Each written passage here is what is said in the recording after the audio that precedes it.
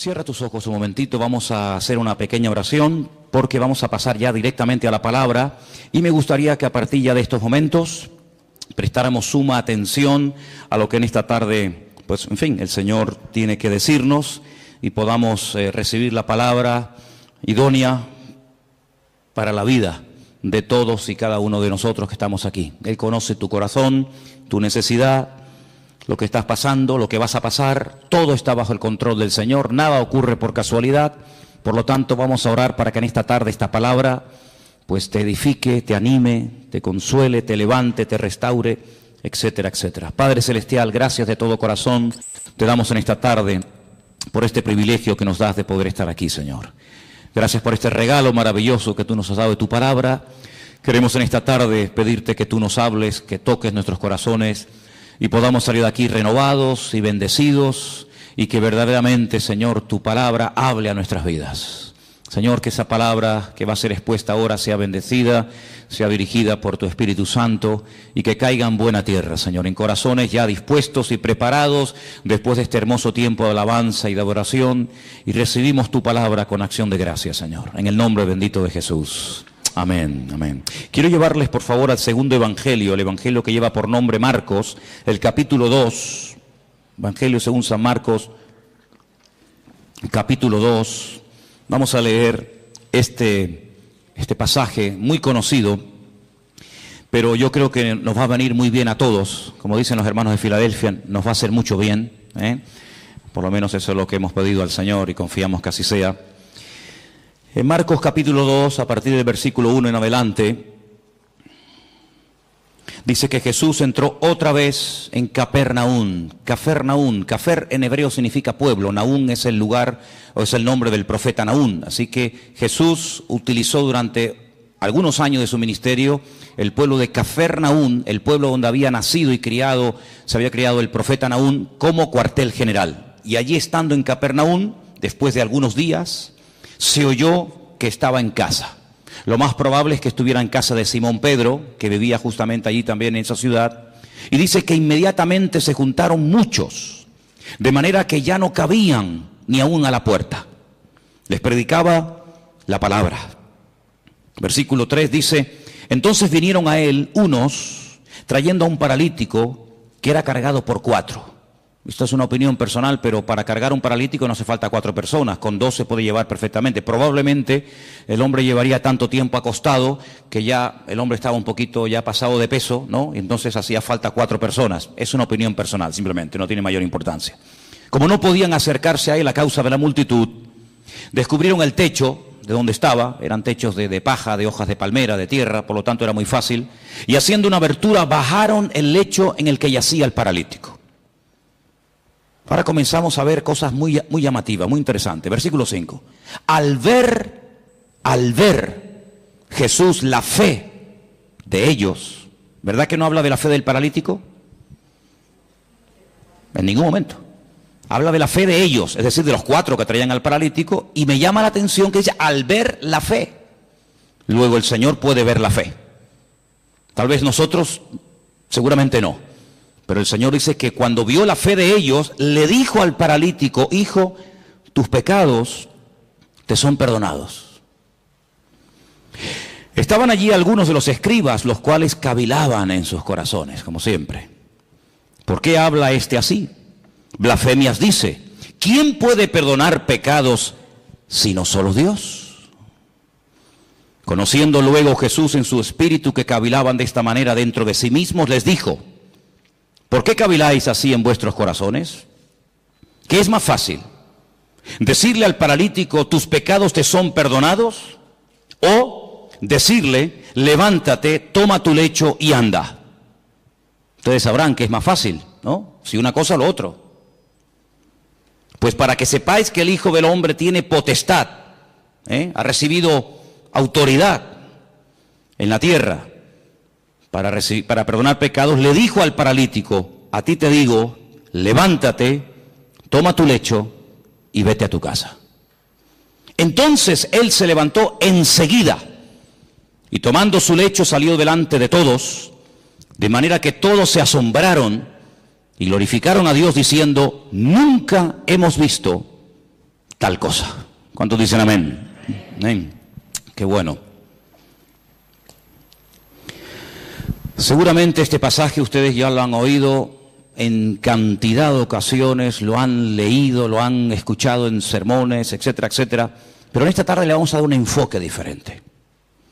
Porque para entender ciertas y determinadas cosas que Cristo hacía y decía, hay que hacer un esfuerzo y volver a su época. ¿Cómo pensaba la gente? ¿Qué estilo de vida llevaban? ¿Cuáles eran sus tradiciones, sus leyendas, sus costumbres? Y entonces vamos a entender mucho más lo que el Señor dice en este pasaje y lo que a continuación también hace. Primeramente vemos a 4 personas que no se desaniman ante los obstáculos, personas con una iniciativa tremenda, la fe que les motiva es imparable, y cuando llegan a la casa donde está el Señor predicando, al ver que no pueden entrar, no se derrumban, no se vienen abajo, no dicen, bueno, venimos otro día, hoy hay demasiada gente, es imposible llegar hasta donde está el Maestro, mañana volvemos, sino todo lo contrario. Vemos que la fe nos motiva a seguir adelante, a pesar de los obstáculos, a pesar de las dificultades. La fe es el motor que mueve nuestra vida, nuestras acciones, nuestras palabras, nuestros pensamientos.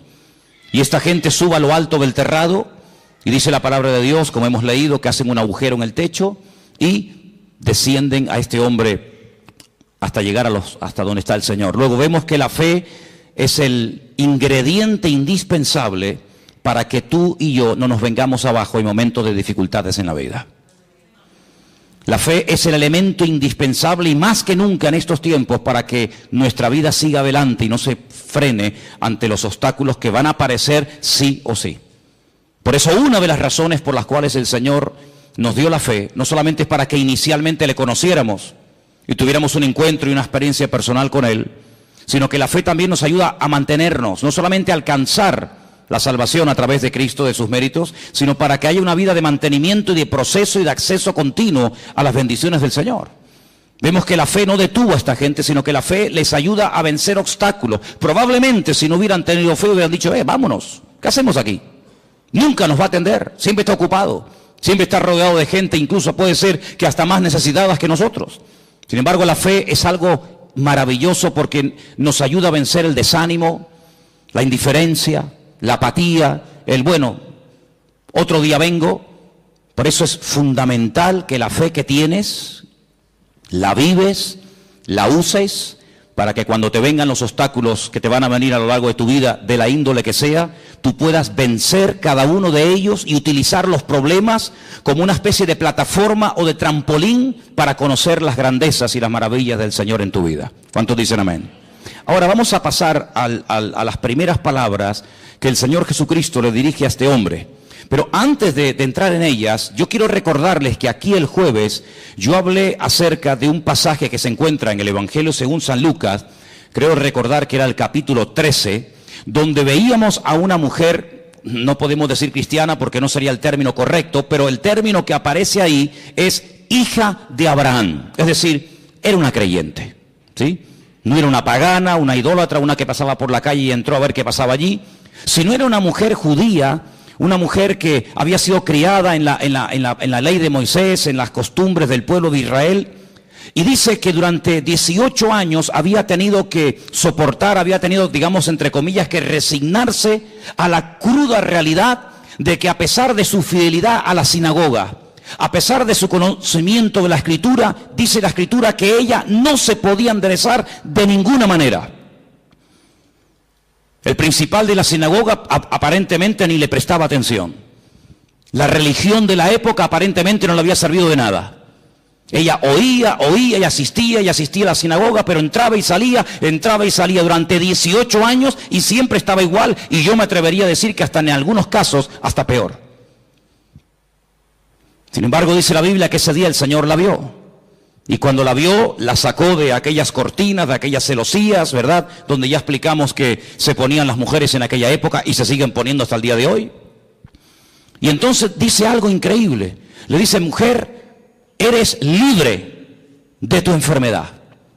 Porque dice que tenía espíritu de Y quiero aclarar, y ya lo aclaramos el jueves, que no tenía un demonio, no tenía un espíritu viviendo dentro de ella, sino que tenía una inclinación, tenía espíritu de enfermedad. Y el Señor tuvo que desatarla espiritualmente hablando. No estaba poseída, estaba atada espiritualmente hablando, que son dos cosas distintas. Y dice la Biblia, yo he hecho hoy en el mundo espiritual lo que ustedes hacen todos los días cuando desatan a vuestras bestias, a vuestros mulos, ovejas, camellos o lo que sea, y lo lleváis a beber y luego volvéis, y cuando lo traéis lo volvéis a atar. Luego lo mismo que vosotros hacéis en lo físico, yo lo acabo de hacer en lo espiritual en esta mujer. Y la evidencia de que ahora está desatada, la evidencia de que ahora es libre, es que se puede enderezar.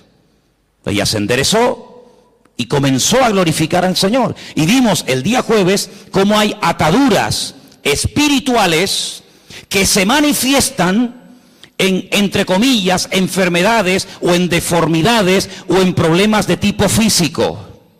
Esta mujer no tenía problemas de artrosis.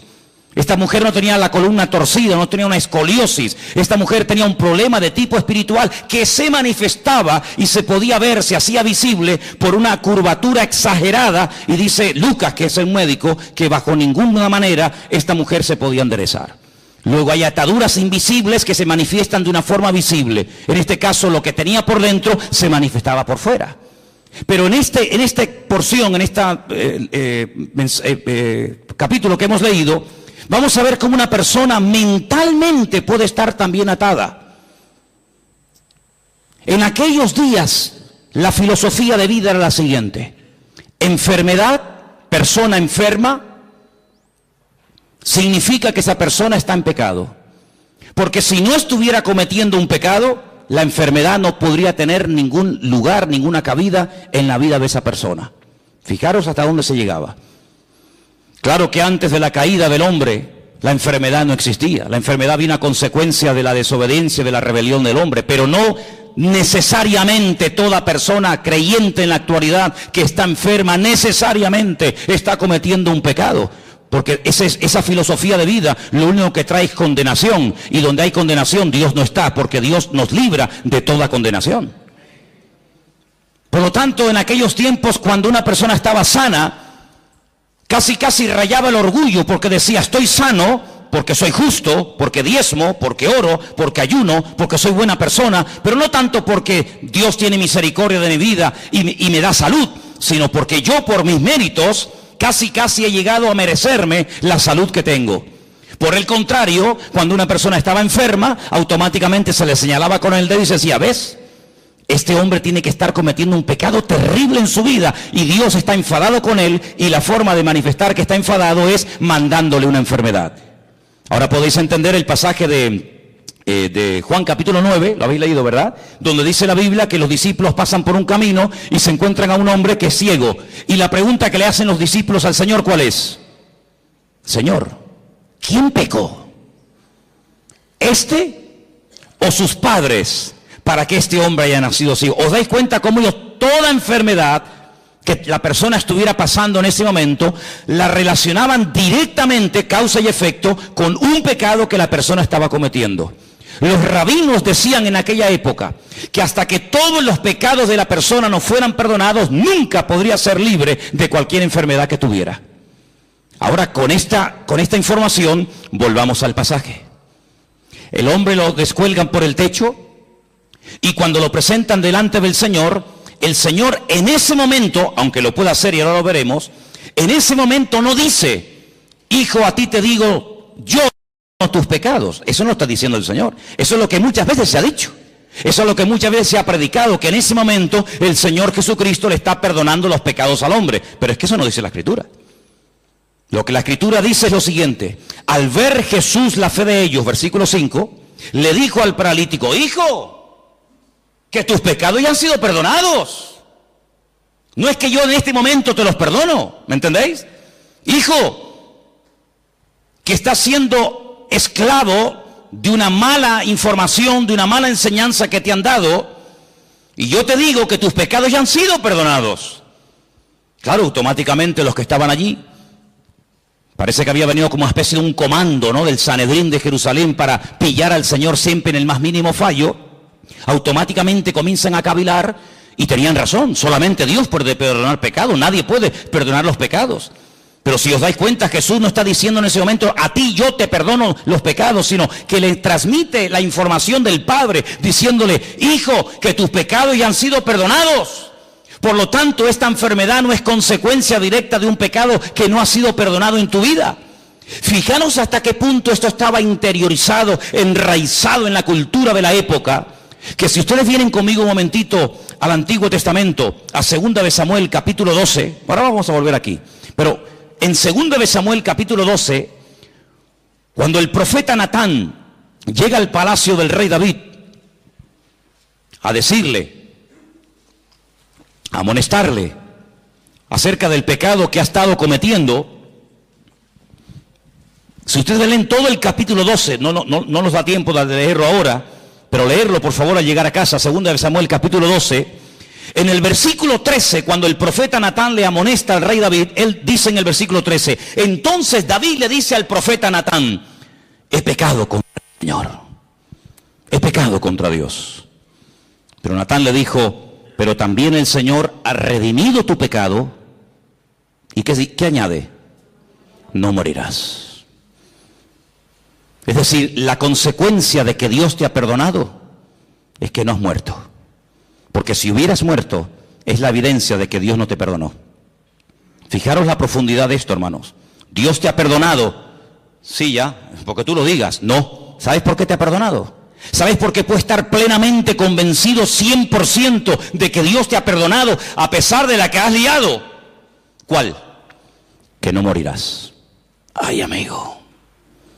Ahora cuando vamos al Nuevo Testamento y nos encontramos con esta historia que estamos analizando en esta tarde, nos encontramos que el Señor Jesucristo le dice a este pobre hombre, a este pobre paralítico, tus pecados han sido perdonados.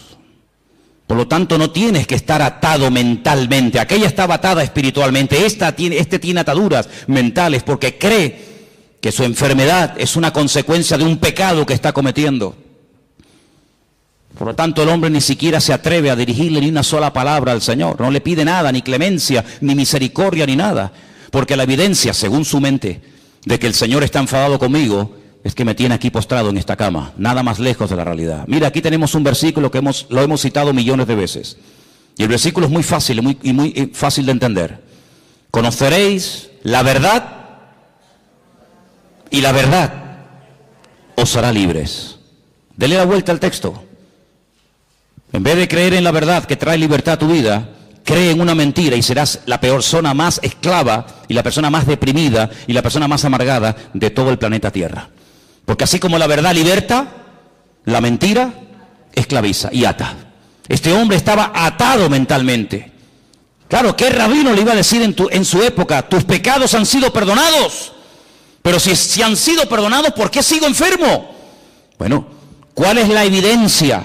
¿Cuál es la evidencia? Porque claro, decirle, oye, que Dios es un Dios de perdón, es un Dios de misericordia, que tus pecados han sido perdonados, eso no cuesta nada. Por eso el Señor lanza la pregunta. Aquí hay un mensaje en dos direcciones. Primero hacia el paralítico y también hacia los escribas y fariseos que están allí cuestionando la credibilidad de dichas palabras. ¿Cómo se atreve este hombre a perdonar pecados? Es que no está perdonando pecados, está dando la información. Está trayendo consuelo y aliento y esperanza a un corazón que está creyendo en una mentira. Ahora eso hay que demostrarlo. Muy bien. Pues entonces ahora viene el momento de la verdad. Ahora lo que tienes que hacer es levantarte, toma tu lecho y sal de aquí caminando y será la evidencia visible, el botón de muestra que demostrará que efectivamente tus pecados son perdonados. El hombre toma su lecho, se levanta, se va y el texto termina diciendo que glorificaron a Dios, se quedaron asombrados y dicen nunca, claro, nunca hemos visto tal cosa, porque nunca le habían enseñado eso. Tú tienes que comenzar a orar, a pedir y a declarar por fe en el nombre del Señor lo que a ti te gustaría ver en tu vida. El gran problema es que muchas veces nuestras palabras, hermanos, son un obstáculo para que la gloria del Señor y el poder de Dios se manifieste en nuestra vida.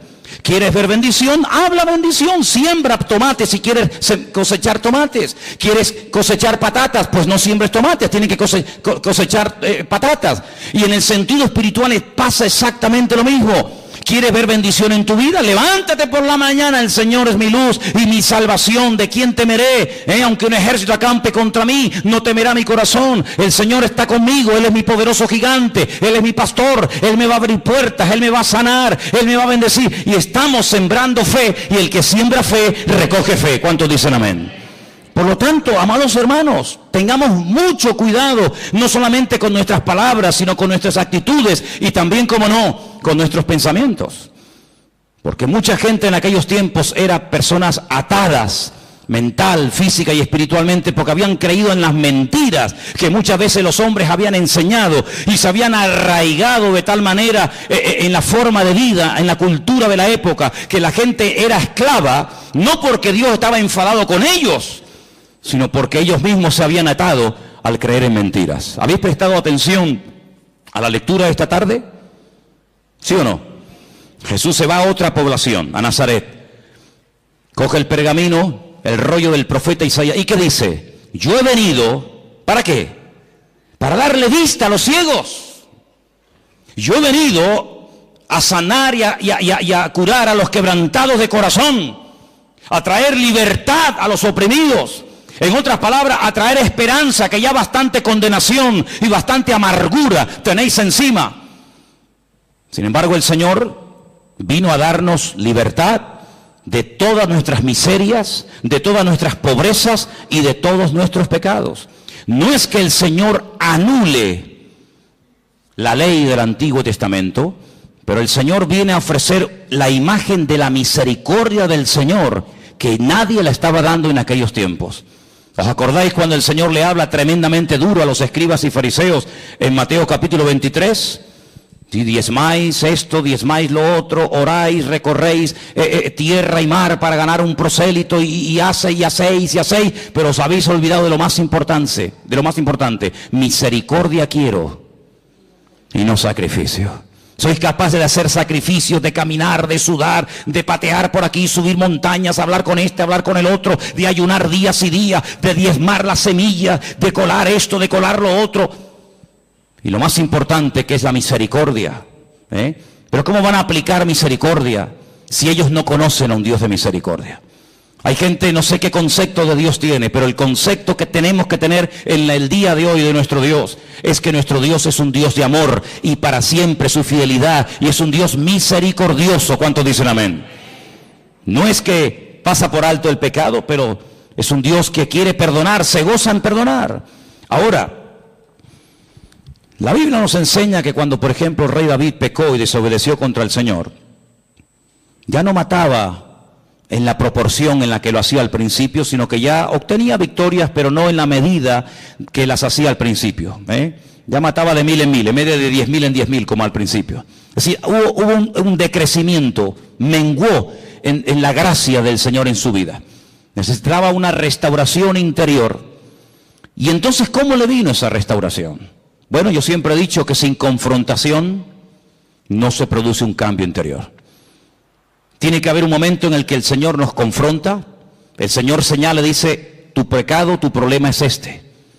En ese momento tenemos dos opciones: optar por el camino del medio, hacernos el loco como que no hemos hecho nada malo; optar por un camino que consiste en amargarme, en deprimirme, en condenarme; o escoger el camino correcto y verdadero, que es el de la misericordia del Señor.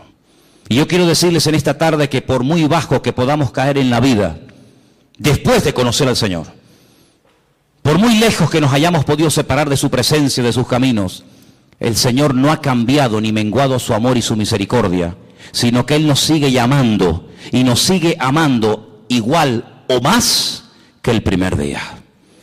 A ti te digo que Dios te ha perdonado los pecados. Y la evidencia de que Dios no está enojado contigo, la evidencia de que Dios no está enfadado contigo, es que si quieres te puede levantar ahora.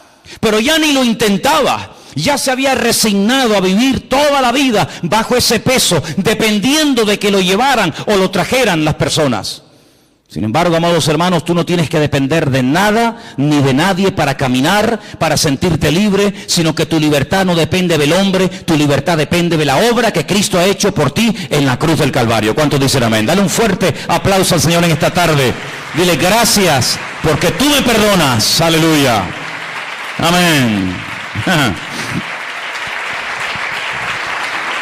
Hay un versículo en San Juan capítulo 5 que quiero leer, San Juan capítulo 5, versículo 22, donde vemos que el Padre delegó en el Hijo plenos poderes para perdonar pecados y para cualquier cosa. Y quiero que lo leamos porque no quiero que penséis que estoy tratando de decir que Jesús no tenía autoridad para perdonar pecados, no estoy diciendo eso. De hecho, el versículo que vamos a leer ahora nos demuestra que el Padre delegó, dice, este es mi Hijo amado en el cual delego, en el cual deposito toda mi confianza. Juan capítulo 5, verso 22 dice, porque el Padre a nadie juzga. Pero sigue diciendo el versículo, sino que todo el juicio, ¿qué dice? Se lo dio al Hijo. Es decir, que a través del Hijo, Dios imparte justicia y a través del Hijo, Dios imparte misericordia. ¿Os acordáis cuando el Señor estaba un día y de repente lo rodearon un montón de religiosos que estaban dispuestos a apedrear, a lapidar públicamente a una mujer que dice que había sido sorprendida en el mismo acto? Que es curioso, porque si la habían sorprendido en el mismo acto, ¿dónde estaba el otro? Curioso que nada más traen a uno. Y le dijeron, nuestra ley, como dándole lecciones de moral al Señor, como enseñándole cosas que él ignoraba, nuestra ley dice que tenemos que tomar medidas radicales ante este tipo de pecados, y nuestra ley dice que hay que matar a pedradas a semejantes personas. Y el Señor dice, muy bien, perfecto, yo conozco esa ley, si la di yo, si yo la di. El problema es que para poder ejecutar esa ley, uno tiene que estar limpio y libre de pecado. Ahora, si tú crees que estás libre de pecado para poder matar a pedradas a una persona, pues coge la piedra y tírala. No sabemos lo que el Señor escribió en tierra. Algún día lo sabremos, ¿no? ¿No te parece? Por lo menos yo se lo pienso preguntar. La cuestión está en que dice la Biblia que desde el más grande hasta el más pequeño todos salieron corriendo y ninguno se quedó. Perdón, sí se quedó uno. Se quedó el único que podía tirar una piedra y una y 20 contra ella, ¿sí o no? Porque él nunca había pecado, luego era el único que podía decir, bueno, nadie te va a apedrear, pero yo sí, porque yo no he pecado, yo soy justo, yo soy limpio y sin mancha. Sin embargo, ¿qué le dice? Yo tampoco te condeno. Vete y no peques más. Es impresionante, ¿verdad? Ese es nuestro Dios. Hablar yo del perdón de Dios en esta tarde, no digo que sea perder el tiempo, pero es algo que tenemos todos tan claro, ¿sí o no? Gloria a Dios por el perdón de Dios.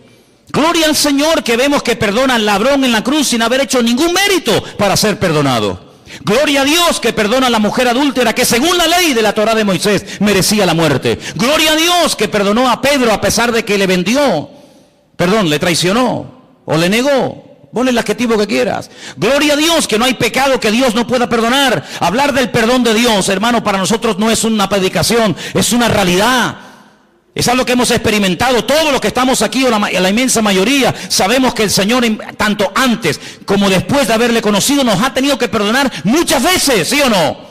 Porque claro, siempre cuando hablamos de perdón y de misericordia, parece que tenemos que volver a nuestra vida anterior a conocerla al Señor. No, yo no hablo de esa, yo hablo después de haberle conocido. O es que después de haberle conocido no hemos roto nada. Es que después de haberle conocido no hemos caído, tropezado y pecado. ¿Hay alguno aquí así? Porque antes pecábamos por ignorancia, pero ya después de conocerla a Él, pecamos sabiendo que a nuestro Dios le ofendía el pecado y lo hemos hecho igualmente. Y el Señor nos ha perdonado. Y la evidencia de que nos ha perdonado es que estamos vivos. Pero yo no quiero hablar del perdón de Dios, porque ya lo sabéis. Yo quiero hablar acerca de si ahora nosotros vamos a perdonar nuestras ofensas a aquellos que nos han hecho daño. Hay muchas formas de matar a una persona. Dicen que En algunas tribus se ha practicado y se practica en la actualidad algo que se llama el ostracismo. El ostracismo consiste en no dirigirle la palabra a una persona. En una tribu, cuando alguien cometía un delito, un pecado, un error contra la tribu, pues lo dejaban vivir en la tribu, pero nadie podía hablarle, nadie podía saludarlo, no había ningún contacto físico, ni palabras, ni conversaciones, ni buenos días, ni buenas tardes, ni nada, ni por ahí te pudras. Cuenta la historia, hay muchos casos en la historia de personas que morían de pena, de tristeza. Incluso cuentan algunos casos en algunas tribus que la gente iba y se despeñaba, se lanzaba, optaba por el suicidio, porque era tan grande la carga continua y permanente, y encima te lo recordaban cada 10 minutos o cada 5 minutos que la gente optaba por quitarse la vida. Cuando vamos al Nuevo Testamento encontramos la famosa oración modelo del Padre Nuestro, que en cierta medida, si conocéis lo que era el año de jubileo, está basado en eso. Cada 7 años y luego cada 50 años se tenían que perdonar las deudas. ¿Conocéis, verdad? Algunos dicen, algunos historiadores, algunos expertos en escritura, dicen que el Señor Jesucristo, cuando leyó la escritura en Nazaret, que se leyó esta tarde aquí, estaban celebrando el año de jubileo, pero ya nadie ponía en práctica lo de dar libertad a los cautivos, que era dar libertad a los esclavos, perdonar las deudas, devolver las tierras a sus dueños originales. Pero ¿qué dice el Padre Nuestro? Perdónanos como nosotros también perdonamos a nuestros deudores. Es decir, lo mismo que hemos recibido es lo mismo que tenemos que devolver.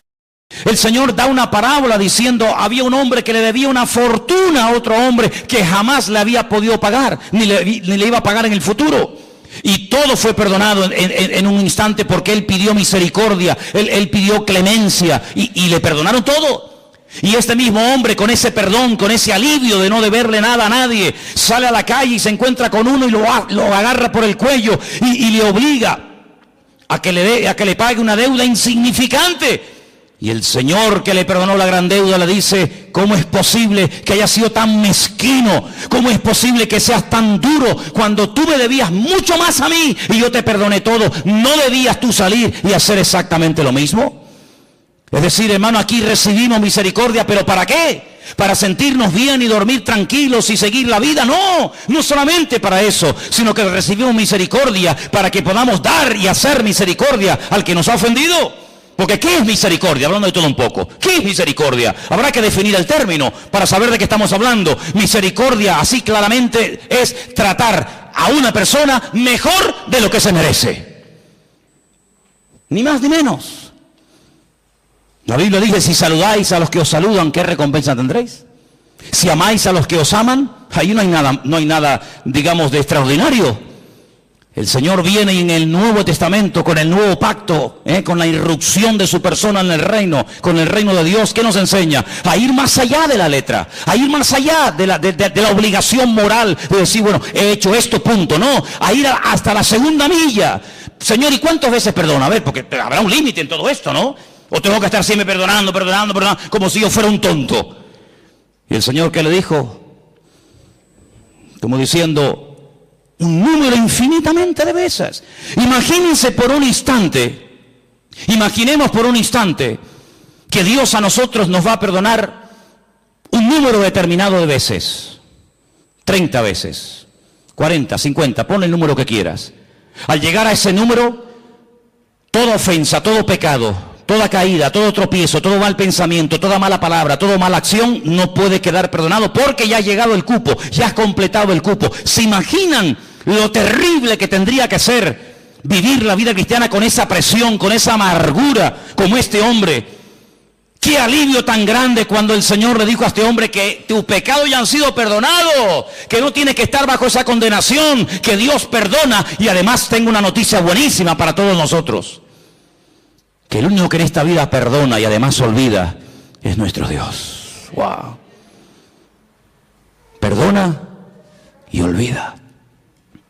Nosotros no podemos olvidar, pero sí podemos hacer de la herida un punto fuerte y aprender que en la herida, cuando el soldado cae y es restablecido, el soldado se levanta con mayor fuerza porque ha visto en su vida la mano y el perdón de Dios.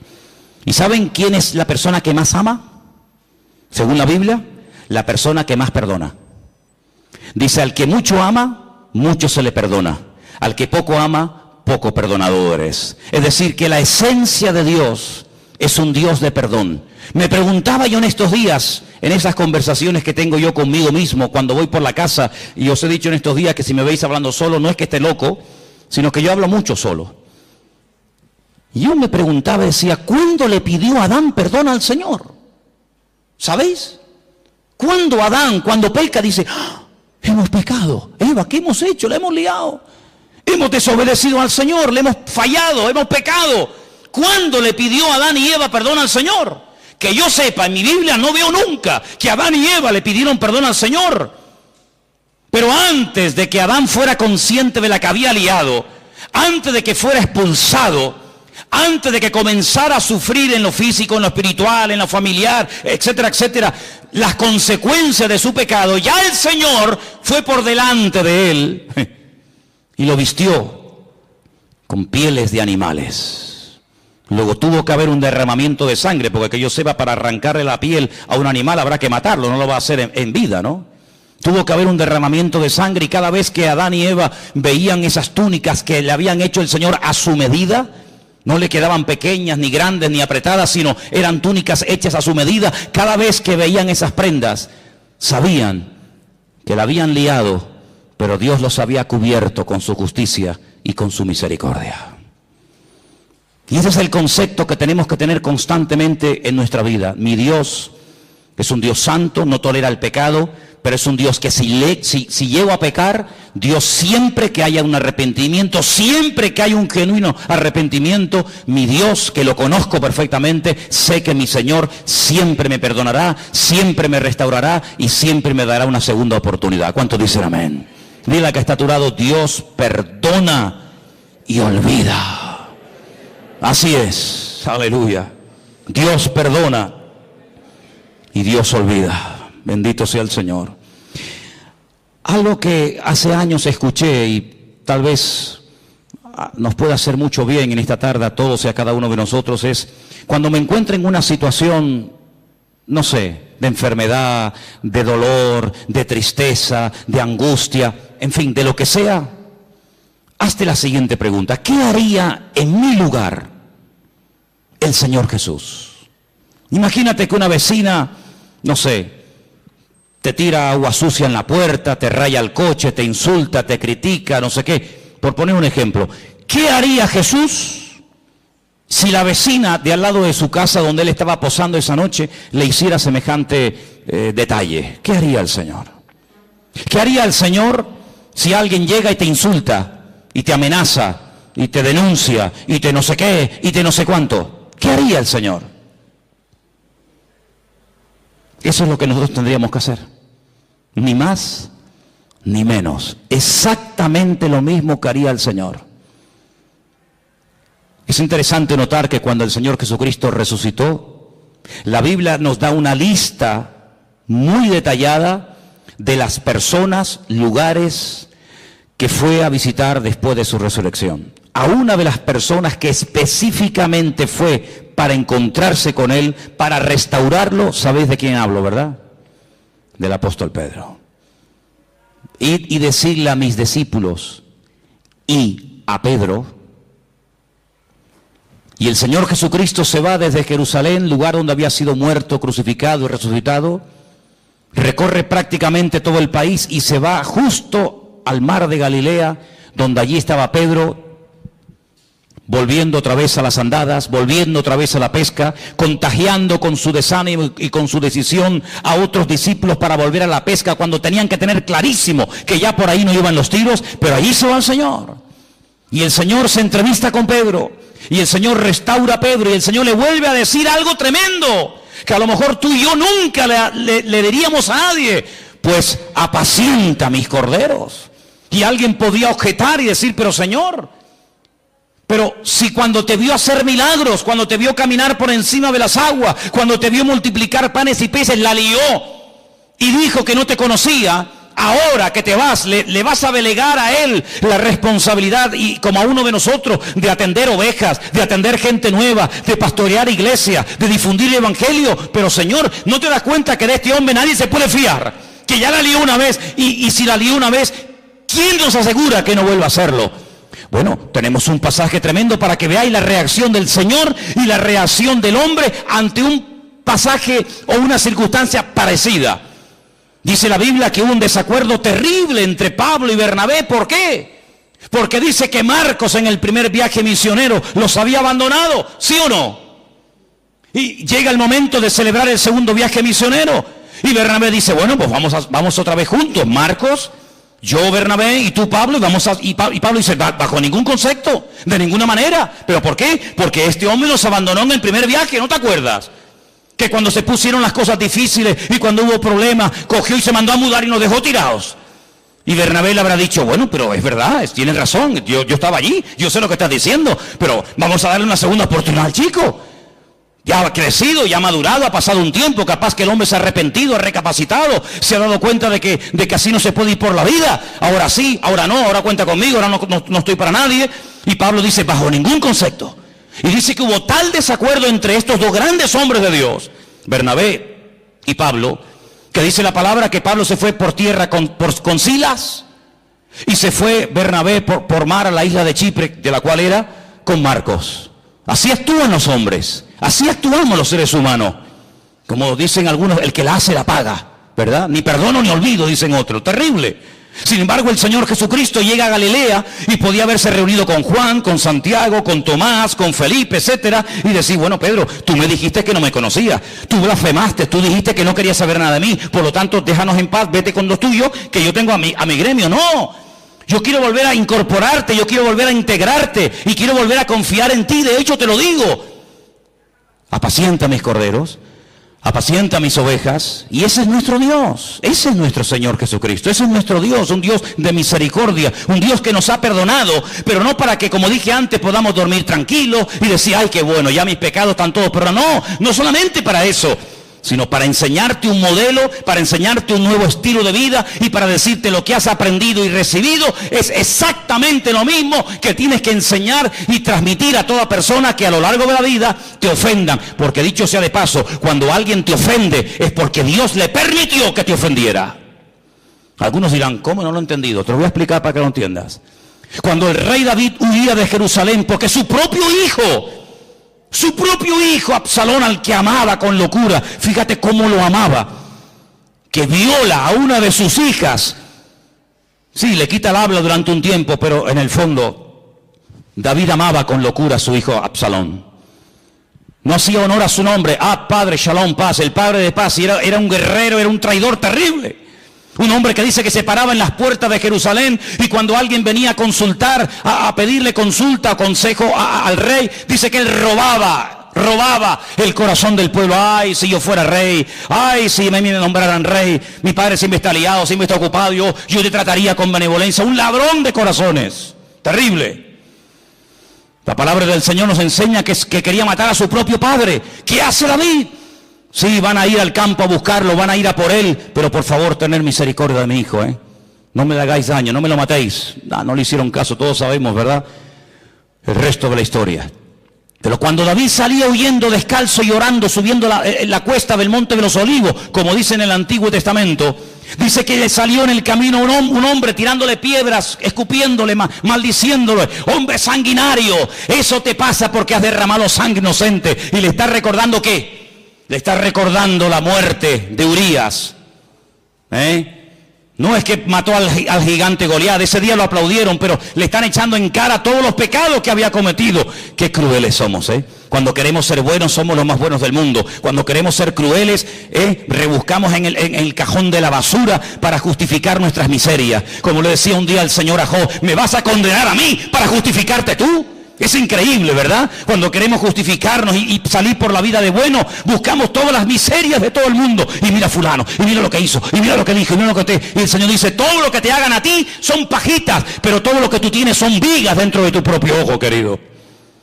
Y dice la Biblia que cuando aquel hombre comenzó a maldecir, a tirar piedras contra el rey David, un soldado le dijo, mi señor, ¿me das permiso para que vaya y arremeta contra ese hombre y lo mate y lo deje seco en el sitio? Y le dijo, no levantes la mano contra él, porque si me está hoy maldiciendo y me está tirando piedras y se está portando así de mal conmigo, es porque mi Dios se lo ha permitido. Porque mi Dios es el que somete a los enemigos más grandes y poderosos que yo bajo la planta de mis pies. Pero la Biblia dice que hay tiempos en la vida para reír. Cuando sea tiempo de reír, mátate de la risa, disfruta. Pero cuando sea tiempo de llorar, no quieras reír, porque si es tiempo de llorar, como dice la Biblia, llora todo lo que puede, porque por cada lágrima que salga de tu corazón, el Señor trae una restauración y trae algo nuevo, una bendición nueva para tu vida. Así que si hoy es tiempo de humillación, hoy es tiempo de huir, hoy es tiempo de sufrir y de llorar, ¡gloria a Dios! Y llegó el momento cuando David volvió, y ese mismo que se le había aparecido en el camino para matarlo, para humillarlo, fue el primero que fue a darle la bienvenida diciendo: Rey David, perdóname, lo siento, se me fue la olla, no sé lo que me pasó aquel día. Y David le dice: tranquilo, no te preocupes, venga, vete para casa, que aquí no ha pasado nada. ¿Te das cuenta, hermano? Esto no es fácil, esto no se aprende tocando un botón ni leyendo un libro. Esto es una lección que tendremos toda la vida para aprenderla. Pero cuanto antes la aprendamos, antes vamos a crecer y antes vamos a madurar. Y estamos viviendo en unos tiempos donde Dios está poniendo a prueba el corazón de los hijos de Dios. Apocalipsis capítulo 3 dice que por cuanto hemos sido fieles y no hemos negado su palabra, el Señor nos guardará de la hora de prueba. Escuchen bien, de la hora de prueba que ha de venir sobre todos los habitantes de la tierra. Y dice por ahí otro texto, y lo conocéis, que el juicio tiene que comenzar primeramente, ¿por dónde? Por la casa de Dios. Dios tiene que comenzar a limpiar nuestras miserias. ¿Hay alguien aquí que pueda levantar su mano y decir: yo nunca he tenido problemas con la pornografía, yo nunca he tenido problemas con la crítica, yo nunca he tenido problemas con la soberbia, Por favor, cuerpo a tierra todo el mundo. No hay ninguno de los que estamos aquí esta tarde que pueda levantar la mano diciendo: yo soy justo y jamás en mi vida por mi mente ha pasado ningún mal pensamiento, ninguna mala palabra, ninguna mala actitud. Increíble, nuestras miserias son terribles. Si no fuera por la misericordia del Señor, no tendríamos ningún derecho de estar tú y yo esta tarde en este lugar. Pero es la misericordia de Dios, no son nuestros méritos, no es nuestro conocimiento, no es nuestra experiencia, no es nada, sino es el amor de Dios el que nos permite estar aquí, a ti y a mí. Y si no fuera por el amor de Dios, nos barrería un plumazo a todos y a cada uno de nosotros. Por lo tanto, amados hermanos, vamos a aplicar lo que el Señor aplicó en nuestra vida, que nos hizo tanto bien, y fue perdonarnos y aceptarnos tal y como somos. ¿Y cuándo viene el cambio? Pues poco a poco, o hemos cambiado ya radicalmente, ya no hay nada en nuestra vida. Todavía hay cosas que tienen que ser superadas y cambiadas, pero hoy el Señor nos recuerda lo mismo que le dijo a aquel pobre paralítico que estaba atado psicológicamente: hijo, que tus pecados ya han sido perdonados. Y cuando te levantes mañana por la mañana, o te vayas a dormir esta noche, o vayas conduciendo a tu casa, o me da igual a dónde vayas, recuérdate siempre que todos y cada uno de los pecados que cometimos delante del Señor, siempre y cuando hubo un genuino arrepentimiento y le confesamos nuestros pecados a Él, dice la Biblia, Él es fiel y justo. Él es fiel y justo para perdonarnos de todo pecado. Y la sangre de Jesucristo, su Hijo amado, nos limpia de todo pecado. ¿Cuántos dicen amén? Cierra tus ojos ahí donde estás. Un mensaje clarísimo, sencillo y directo. ¿Para qué? Para que entendamos que Dios no está enfadado contigo. Para que entendamos que Dios es un Dios de amor. ¿Sabes contra quién se enfadó? ¿Sabes a quién abandonó? ¿Sabes sobre qué cargó tu pecado y el mío, el Señor, el Dios Todopoderoso? Sobre su Hijo Jesucristo. Con Él se ensañó.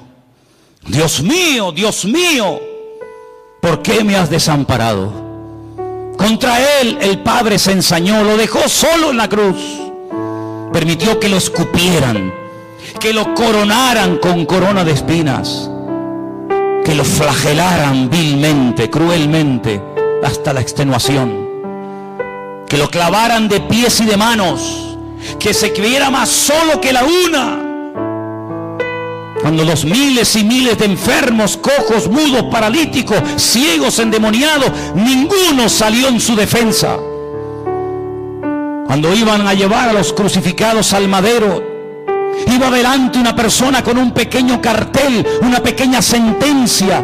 En este caso dice la Escritura que, fíjate tú, lo escribieron en 3 idiomas, por si alguien no sabía lo que estaban allí escribiendo, para que todo el mundo sepa que la causa por la que le están matando es porque dijo que él es el rey de los judíos. En griego, para que todos los filósofos estoicos, epicúreos y sabios de la época sepan la causa de su muerte.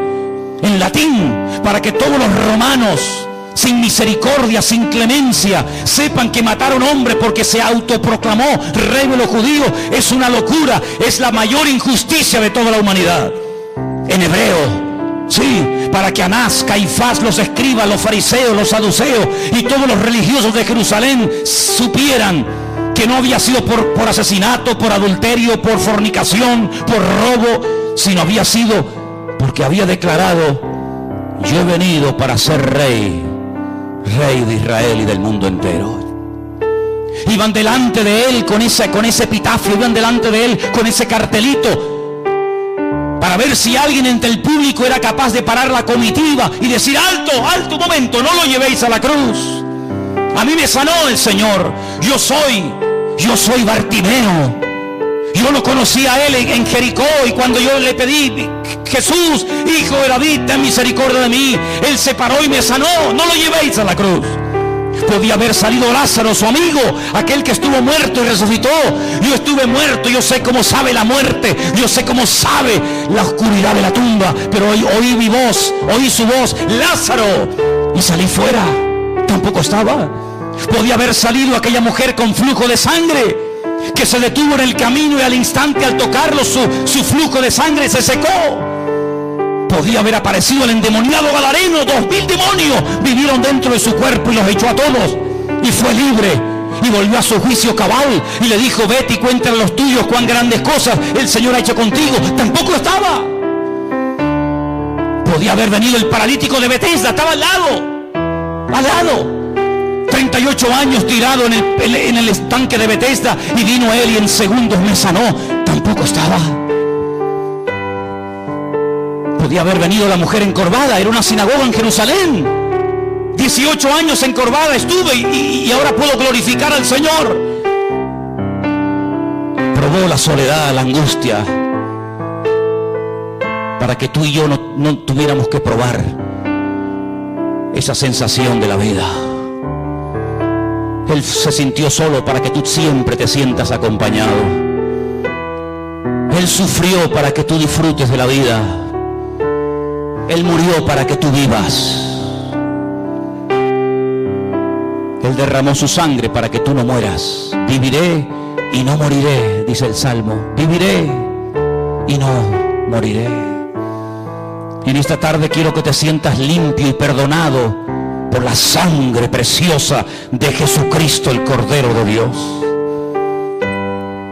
Vete y no peques más, para que no te venga una cosa peor, le dijo tal vez a una mujer. Qué tremendo, ¿verdad? Vete y no peques más. El Señor nos dice hoy a nosotros: venid a mí, los trabajados y cargados, que yo, solamente yo, os traeré descanso. El famoso Shabbat, el reposo, yo lo traeré a vuestros corazones. Cuando vengáis a mí humillados y arrepentidos, yo os levantaré, restauraré vuestra vida y cambiaré vuestro lamento en baile. Y podrás seguir caminando y recordar al mirarte esa herida cicatrizada que yo un día te perdoné y te sané, para que tú vayas y hagas lo mismo con todo aquel que te encuentres en el camino de la vida. Bendito sea el nombre del Señor. Dios es un Dios de perdón, es un Dios de misericordia. Y hoy nos dice el Señor a nosotros como cristianos, como hijos y como hijas de Él: misericordia quiero y no sacrificios.